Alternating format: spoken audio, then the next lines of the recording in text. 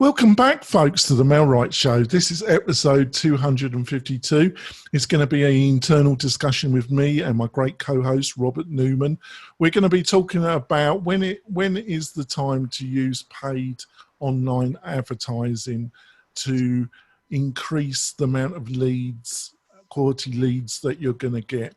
There's always a time when you're starting your career where you look at guerrilla marketing, and we've covered a lot of that during our internal discussions and with our guests.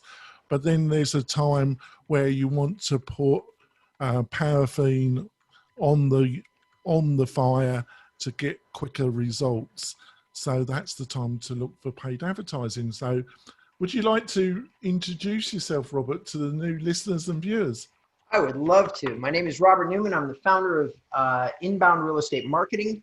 I have an amazing website, inboundrem.com, which has answers to all of your real estate marketing questions, everything from how to name your company up to what niches you should follow. So if there's anything you want to learn, go there. And if you're looking to listen to all the great interviews that we've done over the past 2 years, you can go to the Mel Wright website, and there's a full library covering literally anything that you need to know about online marketing or real estate marketing in general. So, Robert, how are we gonna start this conversation, Robert?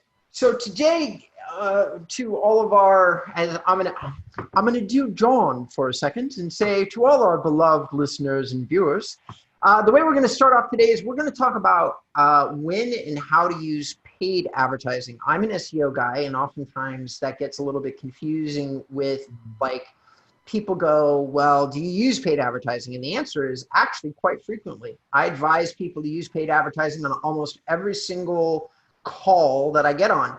So John was talking to me at the beginning of the show, and he was talking about doing YouTube paid advertising as a potential replacement for brokers and teams in different marketplaces. And so I said, why don't we have a conversation about when and how you use paid advertising and for what reasons. So to kick us off, John, let's talk about YouTube. So Yeah. your idea, I understood it. Go ahead. You know, it's a bit high level, and I'm going to try and keep it quick because I can waffle, can't I? But it's well known that in the 60s, 70s, and some extent the 80s, if you had a kind of semi-mediocre brand, if you were one of the bigger companies and you had a spread of different brand, you know, in food, you know, clothing, let's say you had a mediocre brand of food product, and what was the quickest way to increase sales? What was the most cheapest guaranteed way of turning that mediocre brand into something more special? And the way to do it was TV. You know, when you looked at how much you had to spend by how much profit you would make from that expenditure, there was nothing that could compare to local or national television or local, regional or national television. Nothing. Right. If you could afford to play in the playground at that price level, there was no better return. And that's why a lot of companies would spend a lot of money with television, because it was a guaranteed way. Literally, you could spend like $1 and you'd get a $4, $5, $6 return. You know, it was a non-brainer. Well, in the modern age, you know, and I'm not being offensive here, but apart from a lot of very old people, and I classify myself as old now, but I don't do it myself. Apart from a lot of old people, who watches traditional television? You know, most people I know, and I might be unusual for my age, I don't have a television. I have Netflix, and I watch stuff on YouTube, right? And I don't watch, I'm not prepared to, or I get some films and other materials off iTunes, right? Apple. Right. But I can't stand watching television because I can't stand watching 10 minutes of traditional television and then being exposed to 6 minutes of advertising, right? Right. Which is mostly drug companies, Korean cars, cheap Korean cars, drug companies, and etc. And I think a lot, apart from that older audience, a lot of millennials, Y generation, X generation, they feel the same. So increasingly on traditional television, you're marketing to either very poor people who can't afford Netflix, or you're marketing to very old people. Well, I don't think that's a very good idea. So I see, when you look at the costs of advertising on YouTube to build a brand, I think if you're a broker or a power team, you should actually look at YouTube and a mixture of guerrilla free videos on your YouTube and also paid advertising. It's compared to Facebook and some other online paid traffic sources, the prices are still quite reasonable, actually, Robert. I hear you. So a couple of comments to what you just said.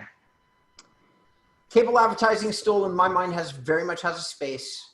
There's a big audience. They're not just poor people. There is affluent people out there that I think that still watch TV, and I think that I was being a little bit controversial there. I think it has a place. However, is it the most effective place for a real estate agent to spend their dollars? Now that I would debate heavily. Now, a broker, and if you're listening to this, brokers, and I know there are a few of you out there that follow the show these days, listen, if you have a big enough budget and you're still thinking that TV or newspapers are the way that you want to go, every now and again you have those clients that need that, and the older clients are still the people that hold most of the wealth. So you still go to those mediums on the client side, John, because they expect that there are going to be ads in the paper and things like that, regardless of their effectiveness. Now, having said that, how and when, from Robert Newman's perspective, not John's perspective, do you use paid advertising, and would YouTube be effective? And the answer is, if you're spending money doing YouTube video in the first place, or you're doing it yourself and you're personally producing it, the answer is absolutely yes. Use YouTube advertising. It is the wave of the future, not the wave of the past. And John is correct, in my opinion, on his estimate that you should be there. No doubt about it, 100% for sure. The other things that I would say, though, is that the big thing in direct advertising these days is something called remarketing. Ylopo and all the big companies are using it, and I'm about ready to add it to my arsenal as well. And remarketing is where somebody's already visited your website, and then you have an ad follow them around after they leave, because everybody has the attention span of a lemming on the internet, and that's true. It is a fact. I'm over embellishing, but it is a fact. Attention spans get shorter and shorter. So drawing them back to your site is a better type of marketing, and it's very inexpensive. It's not the same thing as getting a new visitor to the site. It doesn't cost as much or anywhere close to it. So remarketing becomes a wildly cost-effective way to use direct advertising for websites and such. Does remarketing work for Facebook? Yes. Is Facebook a good source of direct advertising? Yes. I think it's been over talked about for real estate. Everybody's using it. Everybody's got a different way of doing it. If you want to check out somebody brilliant, John and I have approached him to be on the show, but look at Travis Tom. That's the only name I need to drop on the show. Travis Thom. He has little digital products that will break down different sides of Facebook marketing. Plus, John does Facebook marketing. But if you want to be taught how to do it before John gets his university up and online. If I get it, Billy. But luckily I've been busy with my other business, so but it's just an excuse. If it was big enough priority, I would get it done. So I'm not going to make any more excuses. I'm just sort of going to try and get it done. About Facebook, yeah, in some ways I understand what you mean. I wouldn't disagree. It's just it's no better or no worse than the other Google, Twitter. It's, it's been kicked around like I don't know what, it's been given a good kicking, in the media and by the establishment. But like I say, I don't see it any worse than Google, Apple, or Twitter in their attitudes and that. But when you look at the statistics, it's still, obviously you combine it with Instagram, it's still an enormously powerful player and I don't see that changing in the near future or the medium future, really. Me either. But having spent a second on those things, let me talk about something that you won't hear anywhere else. You're going to hear it here on the Mailwright Show, and this is why you listen. So here's some direct advertising options that very much work that are not being heavily tapped into. Twitter advertising does work. If you have good content, if you're producing a good video, if you're producing a good something on your website, Twitter is. I've really totally discounted Twitter when it comes to real estate. I understand. And for the most part, I don't disagree with you. Where Twitter gets you in front of inside of real estate is people in the digital space. So I don't know, I was about ready to cap my statement with this. I think that Twitter is effective in major metro markets where there's a big digital audience. So here's some examples. New York, Houston, Miami, Los Angeles. These are places where digital influencers very much have money to spend on real estate, and they're very much on Twitter. I have a Twitter account. Most of the people I know in LA have a Twitter account. Do all of us use it all the time? No. Do I occasionally click on an advertisement? Yes. Am I a qualified real estate prospect in Los Angeles? Yes, I am. San Francisco, you have to be on Twitter.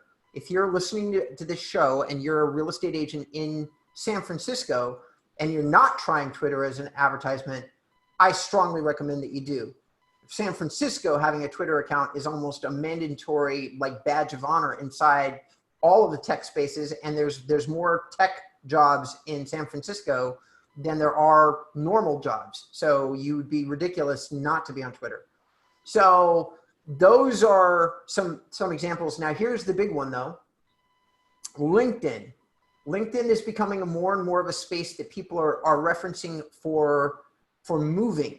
So will it get you in front of traditional real estate searches? No. If you're a relocation specialist or some percentage of your business is based on relocation, LinkedIn becomes an amazing option because especially if you produce content that is surrounding relocation. So basically think of it this way. You produce an ad that has to do with relocating to your city. Everybody that's listening to this show that is in a city that contains a very large amount of incoming traffic, this is a great advertising idea because very few people focus on relocation, and yet big cities like Los Angeles, Phoenix, almost every major city in Florida, they all have massive audiences coming in and out. And the place that those people who have jobs are oftentimes starting that process is LinkedIn. Because 90% of the time when you're getting a job that is asking you to relocate, it does have something to do with a job that you found or advertised on LinkedIn. LinkedIn is becoming the place that people get hired, employed, put their resumes on. So it is more and more it's a destination platform. People are on that site oftentimes looking for groups and things related to cities that they've now secured a job, applied for a job in X city. All those things there's a growing amount of search on LinkedIn that relates to location and moving. Take it away, John. Well, we've got time. We've actually reached our time for our break, actually. So we're going to go for a break, and then coming back, and I'll be responding to Robert's insights about LinkedIn. We'll be back in a few moments, folks.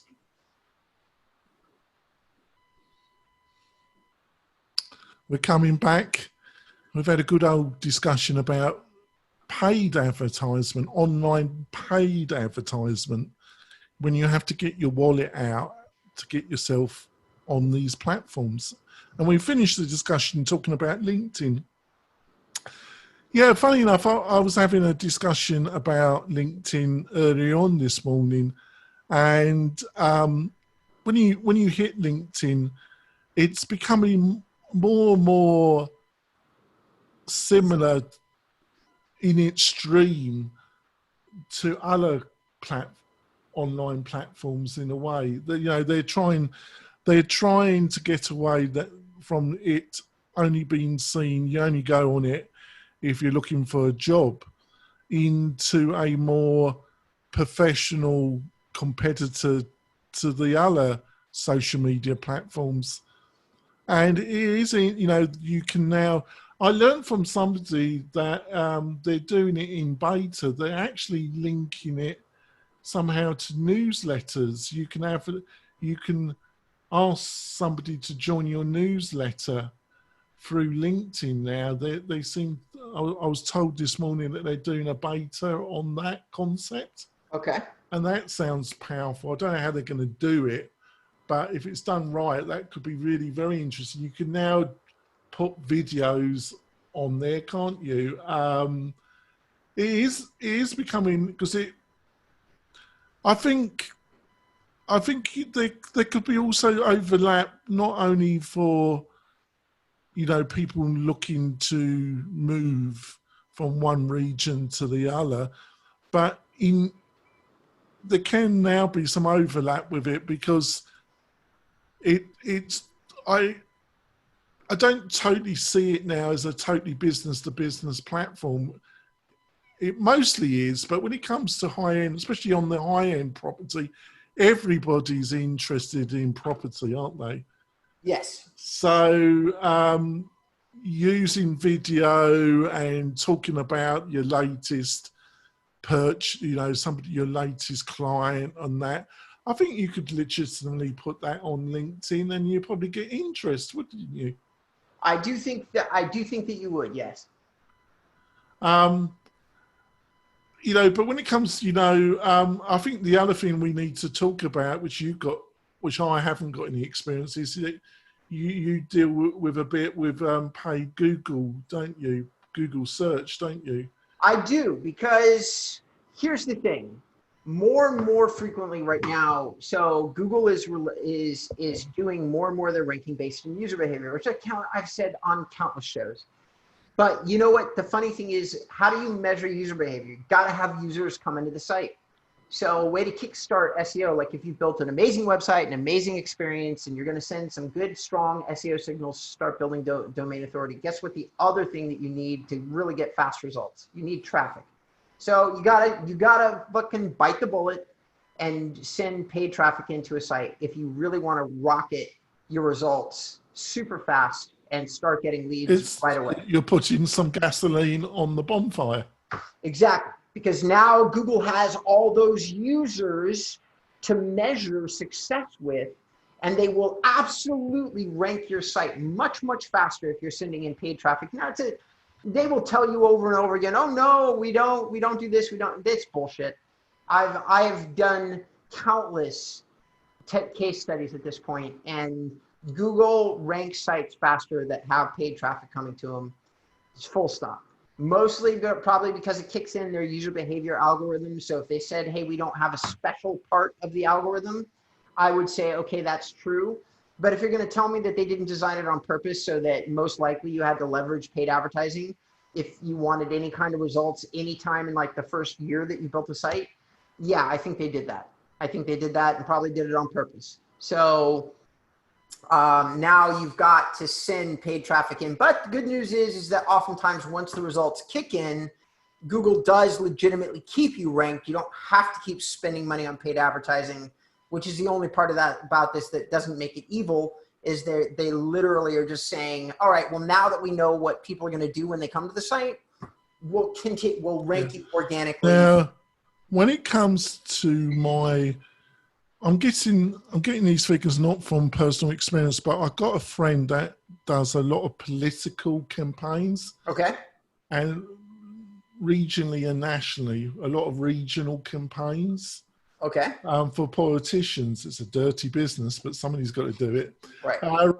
And he's done very well out of it. And he uses YouTube advertising.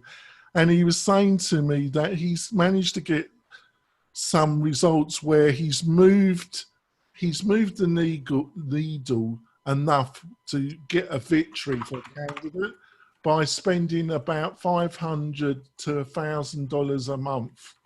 Okay. Over a month period.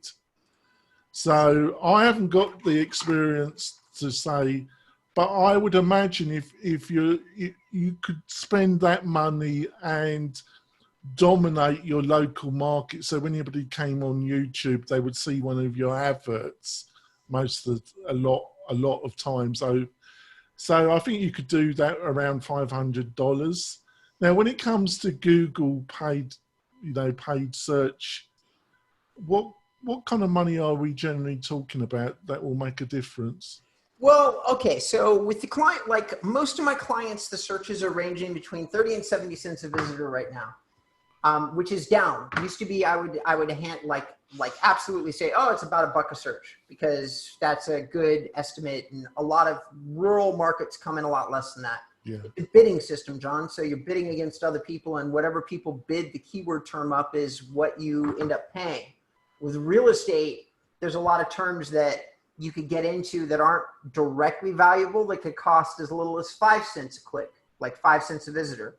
But the value of that visitor based on the search that they're doing is probably going to be a lot less. I'm going to stick with an average of between 30 and 70 cents a search.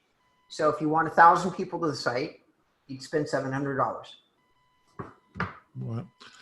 What we found with Facebook is that unless it's a metropolitan area, and some of the competitors, they break up the metropolitan areas by zip code, and you buy a zip code area.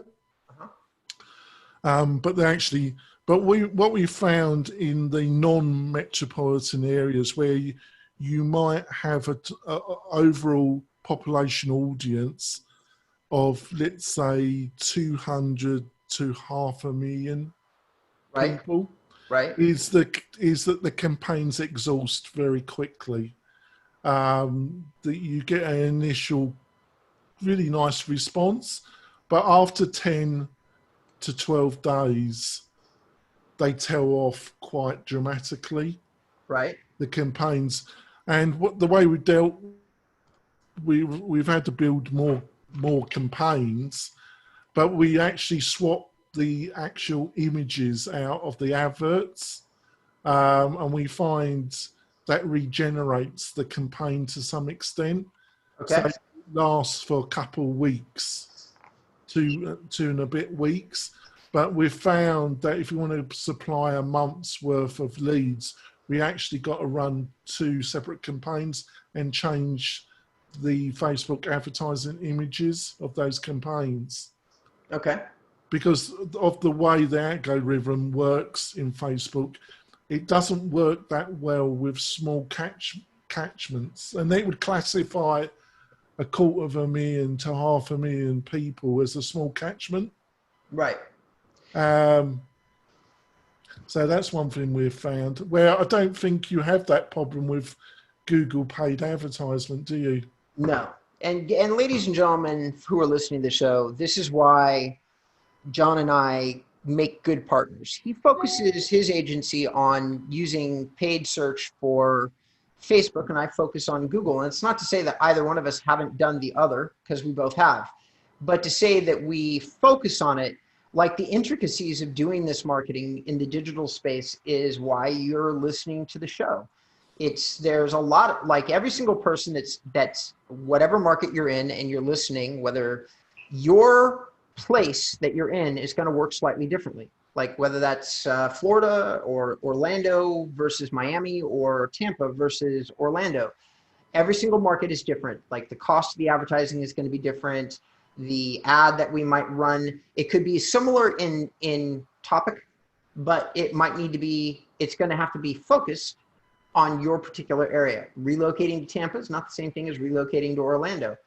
And that's why I love our dialogues on the show, because he covers one side of it and I cover the other, and we sometimes get lost in the sauce. I hope that some of you listen because you're already doing advertising and you're hoping that we'll cover a detail that you haven't thought of yourself. I want to circle back around briefly because John kind of moved on to something else before I got a chance to finish my thought. With Travis Tom, he's got two separate sites. Walled Garden HQ, which will in an automated way do listing advertisement, take some of the pain that John is talking about away from it. And AdCrate, which I like AdCrate a lot because AdCrate is just a little app that he developed that has a whole bunch of tried and true advertising for Facebook, like just ads that he's run successfully. So you can just subscribe to AdCrate and keep getting good at ad ideas. It's a small. We've built out now 15 campaigns now. We're on to our 15th built out campaign that we've been testing. Okay. And that's enough now for us to move on and really try and get some more clientele. But we have found that they do get exhausted much quicker than you think they will. Right. By changing the images, that kind of boosts them up a bit longer, so it's a realistic time. In the metropolitan area, you've got such a bigger target that players like Bold Leads and there's a couple other couple. Well, there's probably more play. Well, there's a lot of players that kind of consult with brokerages, don't they? They run Facebook campaigns for brokerages, where I would say, Mel, that there probably are more players than I think, but my main competitor is Bold Leads, where we offer a solution to the actual agent level rather than the broker level at a price, and that has to be demonstrated. There's only so much that the average agent can afford, so we keep our pricing at that level. But it is interesting because but I am intrigued about YouTube because my friend who's in the political area, the kind of budgets, the kind of money he's thrown at it is really not that expensive, and he showed me his analytical data over the weekend, linked to some of his campaigns, and I was quite impressed, really, Robert, with how much the clicks he was getting for the cost. Right. So I do think. And the beauty of YouTube compared to some of the other is, I think if you spend a bit of time marking up your organic videos and you cover the area, you can use them on your website, you can use them on your Google local page, you can use them on your YouTube channel. So they're multi-purpose and they can be used to attract people. And then you could look at the paid side, can't you? Yeah, no, absolutely. And like we've talked about this incessantly. We're going to keep talking about it until people get sick of tuning into the show. And that is because video is the secret weapon of everything coming into 2020. We're going to talk about if I was an agent, I'd just be knocking out those videos every week. I'd just be if you're not getting a lot of you've got a bit of spare time on your hands because of the virus, just just get your phone out and start making videos about your local area, about the parks, the facilities, the restaurants. If you've got a house that's you're representing, do a walkthrough. But just start getting those videos up and just do it. Just get off your backside and do it. Well, we reached there about 30 minutes. Hold on, John. Hold on. I know you're about ready to close off the show. For those of you who've held on this long, we have a bonus for you. Ooh. Okay. It's super exciting. So we had a guest on the show a while back. His name was Malcolm Lawson, I think it is. But Malcolm is his first name for sure. Malcolm runs a Facebook group, which I've now been a part of since he came on the show, which was about 2-3 months ago. And I did get the last name right. I have watched on his channel somewhere in the vicinity of $10 to $20 million worth of real estate transactions that have definitely been done off YouTube lead generation. He manages this group for free. There is no cost to this. So this is a free, join it now today, stupid, because this is, John and I will charge you money. Malcolm does not, okay? So here's the group. It's facebook.com/groups/YouTube lead gen, Gen. John will include that in the show notes for all of you. That is my secret to success. Malcolm himself has 10,000 subscribers, which makes him one of the most subscribed to YouTubers in real estate in the country, top 10. So that's it. That's the secret bonus. Go ahead, John. So, Robert, how can people find out more about you and what you're up to? Please go to inboundrem.com. And hey, if you want to book an appointment with me and talk about like a high-end real estate SEO site and some long-term strategies or even not so long-term, just lead gen maybe questions about lead gen in general, then go to inboundrem under services and then book an appointment with me. Yeah, he does a good job, Robert and his crew. If you're looking for that high-end site and using content marketing, Robert and his crew are the people to approach. If you're looking for something cheaper, a different sector of the market, you're in that second to third year and you're looking to be more successful and you're looking for something that works, have a look at Melrite, really do. We've been doing a lot of work, me and my little team. I've got a team now and we've been building our campaigns and I think we've got something to offer you at a reasonable price. So go over to Melrite and book a demo with me, or if you just want to chat, you can just book that through the website. If you just want a general discussion about your online marketing, I'm there to help. Or if you want to have a look at Melrite, I'm totally happy in doing a demo for you and walking through all the aspects of Melrite. We will be back next week. We got a guest, got a returning guest. We got Dr. Lee. She came on the show about 6 or 7 months ago. She did a fabulous job. Amazing job, didn't she? And she's coming back on the show, and it should be a great show, folks. She was super fun. Tune in. She was. And we'll be back next week, folks. See you soon. Bye. Bye.